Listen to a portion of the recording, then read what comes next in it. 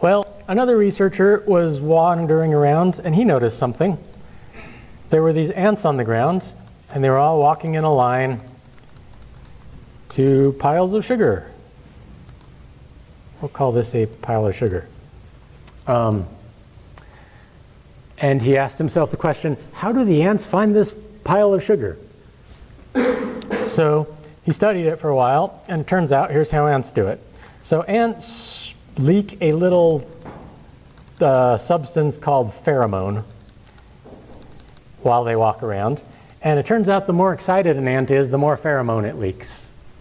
And by leaks, I mean poops or deposits or however you want to say it. Somehow ants deposit this pheromone on the ground. And when an ant finds a bunch of sugar, well, it obviously has to go home or it's going to die, right? So they keep going to the sugar and back home.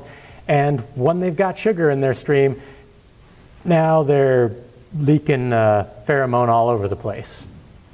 Well, it turns out ants have a good sense of smell for pheromone, but not a perfect sense of smell for pheromone. So what if the ant found the hill like this, wandered around like this, and finally found the sugar? How does the ant find its way home? Turns around and follows its own pheromone trail. But this time it's really excited, so it's dumping pheromone all over, and it misses its trail a little bit because it can't smell super well. And another ant comes along and says, whoa, I smell a really strong trail. I'm going to follow that. And you see what's kind of happening? Is over time the path gets more and more optimal. And the more optimal it gets, the more ants start walking the path until pretty soon you've got this really well-reinforced trail of pheromone between the anthill and the pile of sugar or the ice cream cone that somebody dropped on the ground. And the ant path that they follow just tends to improve itself over time by virtue of ants follow each other, but they fail to follow themselves perfectly. Pheromone also evaporates, and there's a few other things to do with that. Can you see how this basically turns into an optimization method? So this is a really good path optimization. It's not so much of a vector optimizer. Do you agree? Okay, this one is called ant colony optimization. And this is a type of swarm optimizer. And basically, so is a genetic algorithm. Anything that involves a population that interacts in some way to optimize is a type of swarm optimization.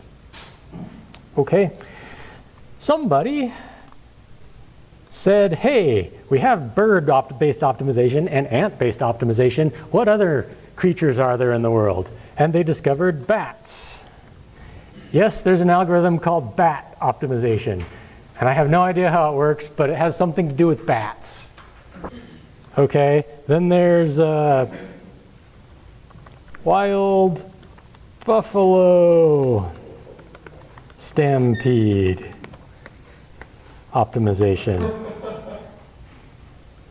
I'm kidding, that's not a thing. But there's got to be a reason why wild buffalo stampeding is an optimization technique. Think about it, and you can go publish it and get a master's degree for it. There you go. And there's one about bees, and there's one about wasps. Anything in nature has pretty much led to an optimization technique. But do you get how optimization works in general? Or do you get swarm optimization in general? You need a population, you need interaction, you need some way of kind of emphasizing the good stuff, and then you need diversity to try new stuff, and it's going to lead to optimization. One more, just for the sake of making you think about this a little bit more. I invented a technique called rubber bouncy balls optimization. Here's how it works. And I'm bringing this one up because nobody knows about it, because I've never bothered to publish it. And so if you like this idea, feel free to take it and run with it. Free master's degree for whoever grabs it first. Okay, so I start with a population of, guess what? Rubber bouncy balls. And then my rubber bouncy balls all have a direction. And while they're all shooting around, I have some kind of a border And I decided to use a learning border. So what happens is, at first, it's just a great big region that surrounds the whole space. But over time, I kind of know which balls are in the good places and which balls are in the bad places, right? Because I keep measuring the fitness of every ball. And as I do, I learn how to predict the fitness of the area. And so I say below some threshold becomes the border of acceptable fitness. And I can change this threshold if I want to, right? So all the balls keep hitting the walls and bouncing around. And as they do, my walls are shrinking until they hone in on the best spot. See how that works? Okay, here's my question for you. How do you feel about this as a swarm optimization method? Your job now is to analyze my new, suppose I tried to publish this. I said, I'm publishing a new swarm optimization technique called rubber bouncy balls. And your job is to criticize it. What's wrong with my optimization method? Or what's good about it? Brilliant, thank you. Yeah, so the idea of swarm optimization is you need each member of the population to influence each other. And by virtue of, I do rubber balls that are just bouncing off the walls, I guess there's an indirect influence in that each rubber ball affects the model that learns where the walls are. But they're not really interacting with each other very much. So a very important and critical component of any swarm optimization method is there has to be a flow of information, meaning because this one's the best, this guy's going to die. Or because this guy's the best, hey, everybody, come over this way. Right? A genetic algorithm kills the less fit ones. A particle swarm optimizer just kind of calls to its buddies, and everybody swarms towards the best position. So how can we turn my rubber bouncy balls algorithm into a swarm optimization technique? Make them magnetic.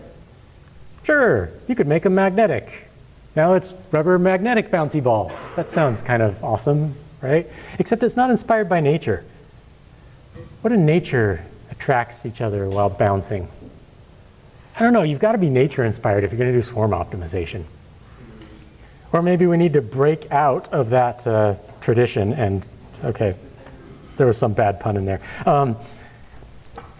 Yeah, I don't know. So over time I evolved my algorithm to this. Here's what I do, is every once in a while with random proportion, so every once in a while I take all my rubber bouncy balls that are shooting around my area and I rank them.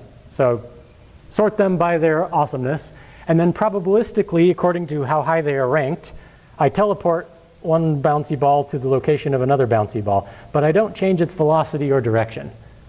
See what that does? Kind of means every once in a while they're going to jump to the upward. They're going to go, there's a little bit of pressure to teleport to the better spots, so the balls will tend to migrate into the global optimum. But the bounciness will cause them to bounce around. And then I came up with a better idea. I said, hey, instead of having a boundary that they bounce off of, what if I just keep track of their path? So imagine a ball going like this. You see how it started getting better and better and better, and then it started getting worse and worse and worse?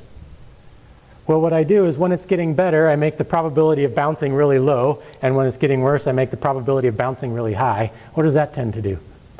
Yeah, it kind of keeps it going in an uphill direction, but not necessarily, right? So if you're shooting like this, you're getting better, so it's going to keep going. But as soon as it starts to get worse, it says, oh, wait a minute, I should bounce. Boing. And so basically it's going to make it always seek a global optimum pretty fast.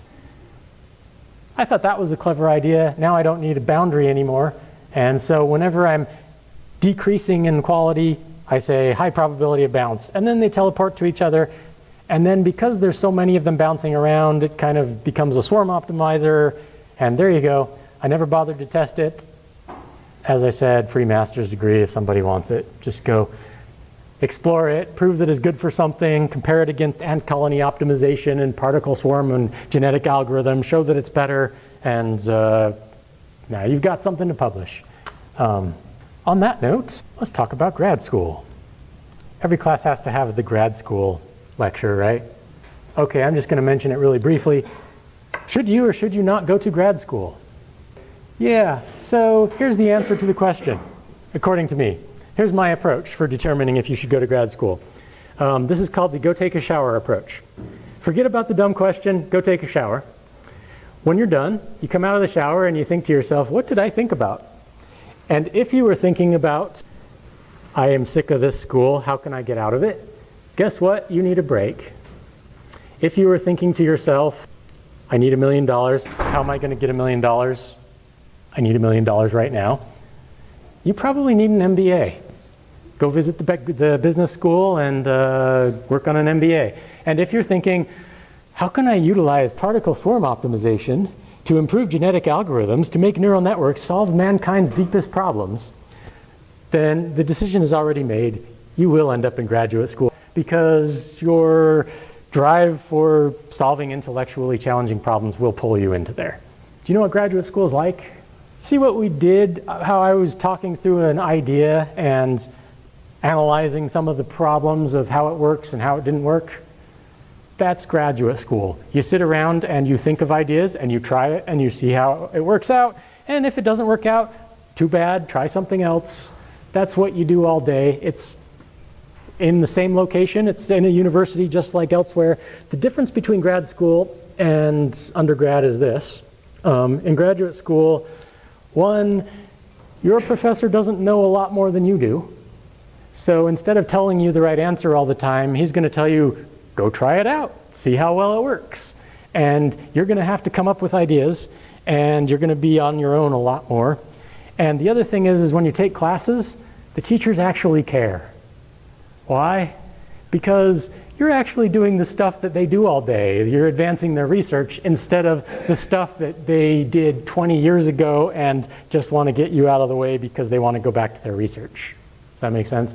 So if the thing you don't like about school is that the professors don't really care and pay attention to you, it's probably because you're not in graduate school. It's probably because you're taking undergraduate classes, and I don't know how else to put it, this stuff is boring, right? Grad stuff is interesting. So I like trying new exploratory things. And so if it turned you on when I came up with an idea that has never been published, you know what? Maybe you need to spend the rest of your life exploring ideas that have never been published. And that's what graduate school is really good for. If you're really in it for the degree and the money, you know what? Solving the world's hardest problems may not be what you want to do for yourself. And it's okay to go into industry and earn a bunch of money. What decision did I make? You're thinking to yourself, hey, you're a professor. Obviously, you went to graduate school. Truth is, my attitude was this: I'm so sick of school, I swear as soon as I graduate, I will never do homework again. I got a bachelor's degree, and I fled into industry, and I swore an oath that I would never set foot in a school again.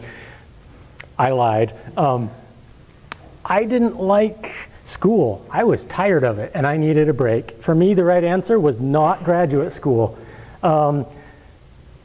Although I started to get interested in graduate school, but then I got an offer, and you know, money talks really loud, so I went into industry, and I learned something. In industry, you have assignments, not unlike school. You have a boss, not unlike a teacher. You have deadlines, surprisingly, not unlike due dates. And to my shock and horror, industry was a whole lot like being an undergraduate. And very surprisingly to me, when I finally said, I'm sick of this, it's too much like school, I hate it, even worse, and went back to graduate school, I found graduate school was less like school than industry. Isn't that weird? That was my opinion. Your mileage may vary. I assure you graduate school is like school in that you still work with the same people, it's still not a university, there's still pressure and all of that stuff. There are some differences. One, you're going to get paid peanuts. Going to graduate school is not the path to money, at least not immediately. Going to industry is. So I went into industry and I had to leave it because I hated it. That might happen to you, I don't know. Is it possible to leave industry? Sure, it's possible, I did it. It's hard though. I do want to warn you, if you already know graduate school is for you, here's why I think you should do it now rather than later. And by the way, if you get all angsty about that and your heart tells you I hate school and I'm sick of it, maybe you shouldn't do it now. But as soon as you get money, what are you going to do with it? stash it and put it in the bank and continue to live like a pauper? If you can pull that off, you're amazing. Almost nobody can. When you have a lot of money, the first thing you want to do is say, it's time to upgrade our house. And you upgrade your house and you get a bigger mortgage and you buy a nicer car and then you have kids and pretty soon you realize you are wearing the golden handcuffs, right? The golden handcuffs are where you think to yourself, can I go back to school now? Oh, gee, then I'd have to live in a tiny little place. I wouldn't have this house. My wife would never let me get away with that, etc. My wife let me get away with it. She's amazing, to her credit. It's hard to break away from industry just because once you've tasted money, it's hard to walk away from money. In the long run, getting a graduate degree means more money. Why? Well, kind of grade inflation, right? Bachelor's degree is the new high school degree. Master's degree is the new bachelor's degree. You almost need a master's degree just to be better than average anymore. So if you want to be better than average, maybe get a master's degree, maybe think about it. And that's only partly true. It's not totally true. It's also true that experience speaks. So if you go into industry and you set yourself apart as working hard, that can be just as good as a graduate degree as far as making money and excelling in industry. Don't think a graduate degree is the answer to everything. It's not. Whenever people give you advice, they will always tell you to take the path they took. Have you noticed that? Why? Because nobody's miserable. I mean, I think you should all become professors because I'm awesome, and therefore you'll be awesome too if you're a professor. Truth is, there are multiple good paths, but professors will always tell you grad school's the answer. Successful businessmen will always tell you an MBA is the answer, right? What's the real answer? I don't know. Go take a shower, something like that. And then you'll know. It's hard, graduate school, it's hard to survive, but it tends to work out. For me, going back to school was a huge leap of faith. I had to stomach not having money for a long time. But you know what? It was worth it because it made my heart happy. I got to work on hard problems that interested me, and I got a PhD in machine learning, which I fell in love with, and I think it's a really cool topic, and I get to spend the rest of my life now sitting around solving hard problems. Anyway, that's kind of the way I see it. Usually universities make sure that their students have enough to survive, especially if you're working on a PhD and you're going to be there for a long time. If you're getting a master's degree, most universities just take the attitude of, take out a loan, we don't care. You're only going to be here for a couple years anyway, so get your degree and leave. If you're working on a PhD, you're going to have to throw a little faith to the wind and see what happens, but universities tend to make sure that their students do well. As a PhD student, you're benefiting the professors, right? Professors have to publish in order to survive. Truth is, PhD students do most of the work. So the professors like the PhD students. So the professors take care of the PhD students. But it's not like they're going to pay them well. They don't have that much money to throw around. If having a PhD has intrinsic value to you because of what it is, maybe it's for you. If you're only looking at the numbers and you want to ask the question, is it worth it to me financially? Truth is, it probably is, but don't do it anyway. It's not worth it for the money. If you really want the money, just go into business. Because if your heart is not in solving hard problems, if your heart isn't in changing the world and making an impact, you won't do well as a PhD student anyway. Therefore, don't do it for the money.